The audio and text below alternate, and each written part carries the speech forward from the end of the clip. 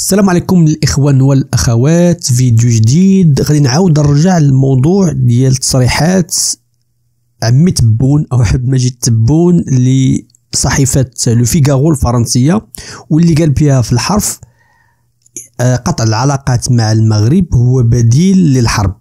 وقلت صراحه بان هذا التصريح هذا خطير في حد ذاته، راه بزاف الناس ما ردوش ليه البال. راه تصريح خطير بانك تقول يعني كتربط قطع العلاقات وهو بديل للحرب اللي غادي تكون. وفي هذا الفيديو غادي نسمعوا الصحفي السمار اللي يشرح بانه هذا الكلام راه كونتراديكتوار، يعني في تناقض كبير جدا. يا اما كيعنيه فعلا هذا التبون كيعني هذا الكلام هذا، وبما انك يعني كترفض الحرب من المفروض انك الا كنتي كترفض الحرب راه غتبغي دير علاقات، غتبغي الوساطه ماشي ترفض الوساطه.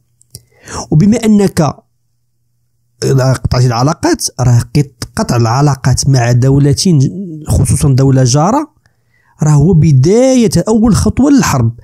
راه الاخوان راه هاد الديكلاراسيون خطيرة جدا. سمعوا التحليل ديال الصحفي ونتلاقاو في اخر الفيديو باش نزيدو نشوفوا شنو خاصنا حنا نديرو واش نبقاو ساكتين في هذا الموضوع هذا ما نحاولوش نديفلوبيو فيه.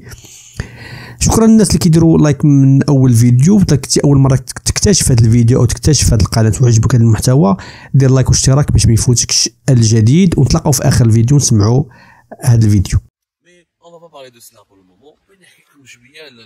L'un des faits marquants, parce que nous sommes en train de faire le bilan de l'année 2022, l'un des faits marquants de l'année 2022 est incontestablement les tensions algéro-maroc. Le Maghreb a été déchiré autour d'une grave crise qui a divisé les deux pays, et l'Algérie et le Maroc ont caractérisé cette année 2022, ont marqué cette année 2022 avec leur hostilité permanente, avec le climat très malsain qui les a réunis qui les a opposés durant cette année 2022, avec des déclarations très guerrières de part et d'autre, avec une volonté farouche d'en découdre. Et il faut reconnaître que du côté algérien, ça a été le summum de la pression et des menaces. Et il faut reconnaître, et je le jure en toute objectivité, c'est la palme de l'agressivité revient davantage à l'Algérie qu'au Maroc. Le Maroc est resté droit dans ses bottes, dans cette stratégie de décrispation, de main tendue, et dans cette stratégie de victimisation. Je n'ai rien fait, je n'ai absolument rien fait. C'est pas moi qui a rompu les relations diplomatiques, c'est pas moi qui déploie l'armée au niveau des frontières, c'est pas moi qui ai organisé les exercices militaires, c'est pas moi qui achète beaucoup d'armes pour menacer mon voisin. Et l'Algérie est restée complètement démonstrative, le régime algérien est resté très démonstratif, avec des parades militaires, avec des discours très martiaux, avec un vocabulaire très engagé, martial comme je disais, et des menaces politiques à peine voilées.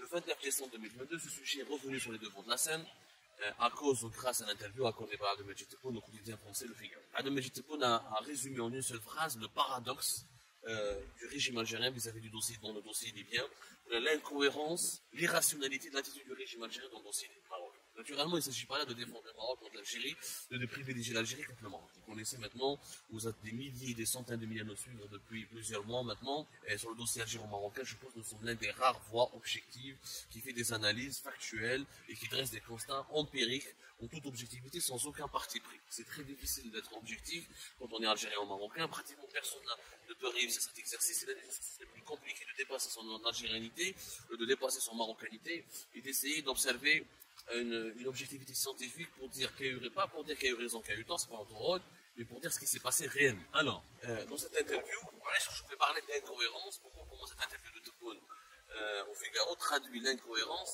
et l'irrationalité de l'attitude du régime algérien.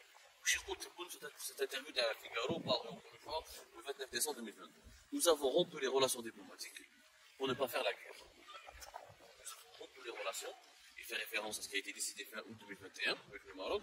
Puis, en plus des mesures qui ont été décidées depuis septembre 2021 jusqu'à la fin de l'année 2021, fermeture de l'espace aérien, exclusion de toutes les entreprises entités marocaines, exclusion de tous les intérêts marocains de l'Algérie, et bien sûr, c'est un processus qui a commencé avec la rupture brutale des relations diplomatiques à partir de fin août 2021. Et en 2022, cette politique anti-marocaine a été soutenue, accentuée, renforcée à Alger.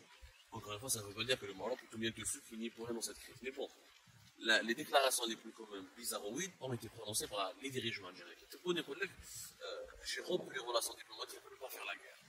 c'est un peu une contradiction irrationnelle. Parce que justement, quand on fait la guerre à un pays ou à un adversaire, on commence par rompre les relations diplomatiques. L'existence de relations diplomatiques sont la garantie d'une bonne entente, notamment d'un bon voisinage, lorsqu'il s'agit d'un pays qui est ton voisin direct, comme le Maroc, avec lequel nous partageons des centaines de kilomètres de frontières, et avec lequel nous n'avons pas officiellement un différent frontalier. Je sais pas rappeler que depuis la fin des années 80, notamment la Convention civile de 1989, et d'un accord qui a été entériné par le Conseil de sécurité de l'ONU, par l'Organisation des Nations Unies en 2002, il n'y a pas de différent frontalier entre l'Algérie et le Maroc. Le Maroc ne réclame pas une partie du territoire algérien et l'Algérie ne réclame pas une partie du territoire marocain. Ce n'est pas comme l'Arménie et l'Azerbaïdjan, ce n'est pas comme le Qatar et le Bahreïn, ce n'est pas comme par exemple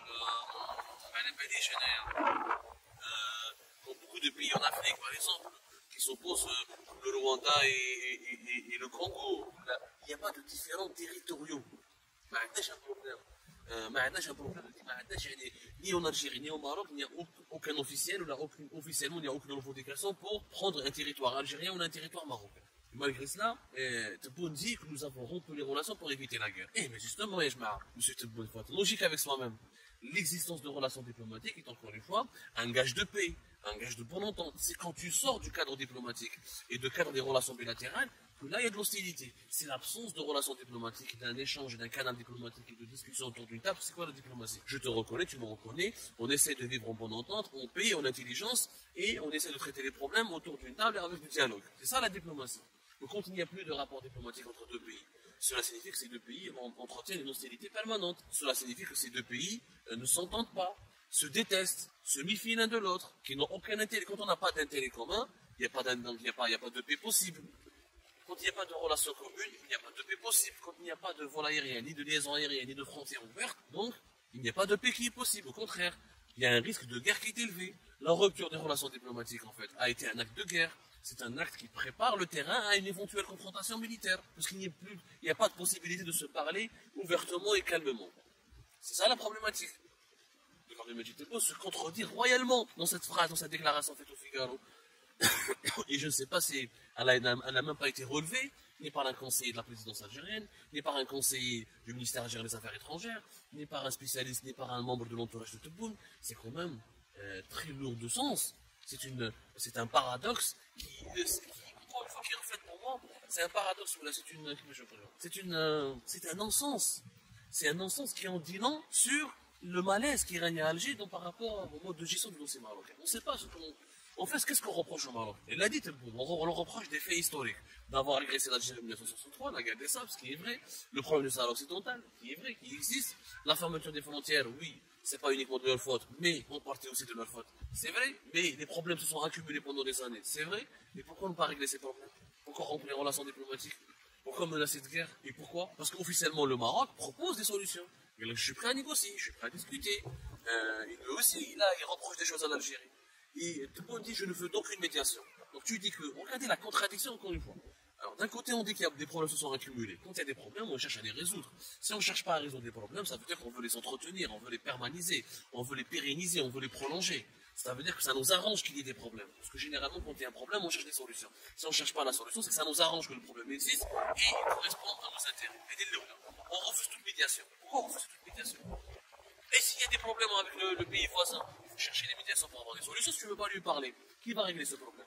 Donc, quelque part, Tebboune se contredit royalement, encore une fois magistralement, et il prouve l'exact contraire de ce qu'il a déclaré. Quand il dit je ne veux pas de la guerre, en fait, quand tu refuses la médiation, toutes les médiations, quand tu refuses le dialogue, quand tu refuses les relations diplomatiques, quand tu assumes la rupture, et quand tu fais que des reproches, et tu dis que les problèmes se sont accumulés depuis 40 ans, c'est que pour toi, ce voisin, le Maroc, est un ennemi avec lequel tu as envie de faire la guerre. Donc c'est toi qui assumes la guerre, c'est toi qui veux aller vers la guerre, c'est pas le Maroc. Parce que ni le roi Mohamed VI, ni aucun officiel marocain n'a fait de déclaration aussi brutale, aussi insensée. Je suis un Algérien, je le dis, c'est des déclarations qui sont insensées. Je ne sais pas, on n'a rien compris.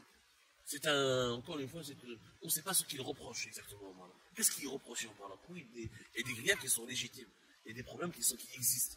Il faut les résoudre autour d'une table de négociation ou là avec une médiation. C'est la seule solution. Sinon, tu fais la guerre. Est-ce qu'on est prêt à faire la guerre? Est-ce que la guerre nous arrange? Est-ce que la guerre, c'est la meilleure solution? Visiblement non, parce qu'on refuse de faire la guerre. Il dit, on ne veut pas faire la guerre. On a rompu les relations pour ne pas faire la guerre. Le discours, en fait, il n'y a ni guerre, ni mésentente, ni rien du tout. En fait, le Maroc, pour le régime algérien, c'est le prétexte illégitime, c'est le prétexte idéal pour garantir sa légitimité.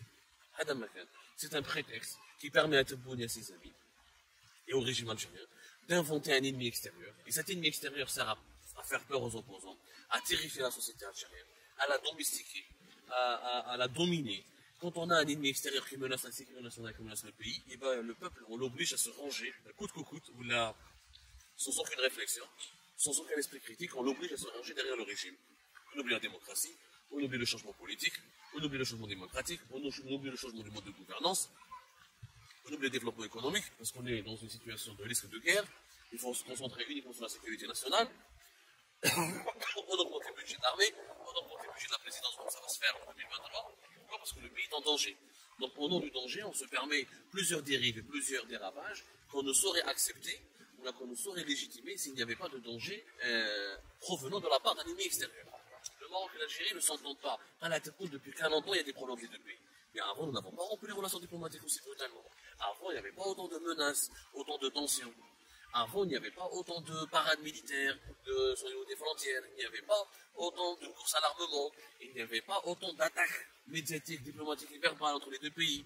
Il y a toujours eu des tensions entre l'Algérie et le Maroc. C'est pas nouveau. Mais les contacts diplomatiques ont toujours été maintenus, y compris pendant la décennie noire, avant la décennie noire, y compris pour Boumediene, y compris après pour Tchadli, y compris surtout pour Bouteflika. Et on ne peut pas dire que Bouteflika a été pro-marocain. Aucun président algérien n'a été pro-marocain. Boutiev, qu'il aurait pu être pro-marocain, a été assassiné. On ne va pas laisser le temps à Boutiev pour prouver qu'il était pro-marocain ou anti-marocain. Donc, il faut arrêter avec ces prétextes qui n'ont aucun sens. Le régime algérien sait pertinemment qu'il ne gagnera ni dans cette guerre contre le Maroc, qu'il ne sera ni gagnant ni perdant militairement, qu'il sera plus perdant plutôt que gagnant, militairement, économiquement et diplomatiquement. Elle sert, en fait, cette politique anti-marocaine sert encore une fois des objectifs internes, des objectifs de propagande interne qui visent à dominer la population algérienne et à la maintenir dans un état de dictature permanente. C'est pour la consommation interne.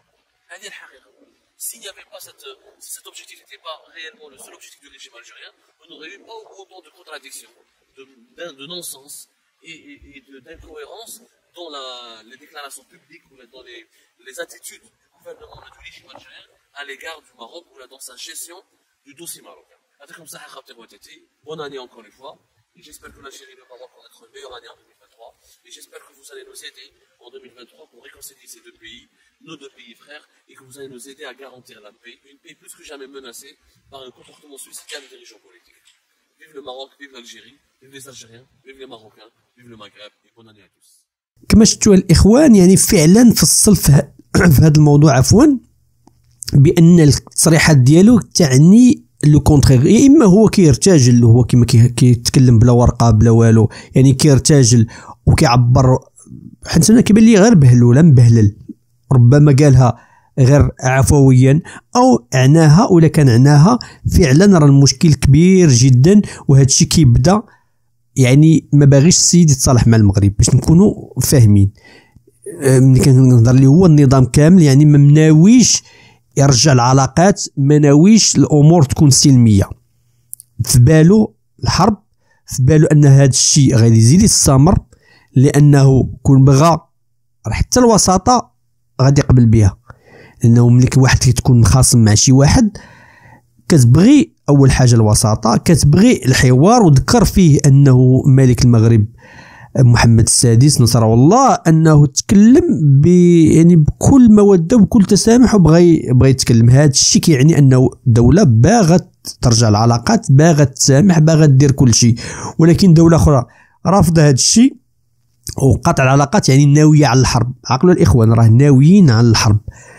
عطيني الراي ديالك في هذا الموضوع هذا، وشنو فهمتي فيه، وشنو القراءه ديالك او التفكير ديالك، او عطيني شي فكره في هذا الموضوع هذا. ولا كنتي اول مره بطبيعه الحال كتجي للقناه او كنت تكتشف هذا المحتوى، لايك واشتراك، وشكرا دائما ما كنساهمش، شكرا للناس اللي كيديروا اللايك قبل ما يسالي الفيديو. الى فيديو اخر ان شاء الله نتبعوا هذا عمي تبون فين غيوصلنا. بارك الله عليكم.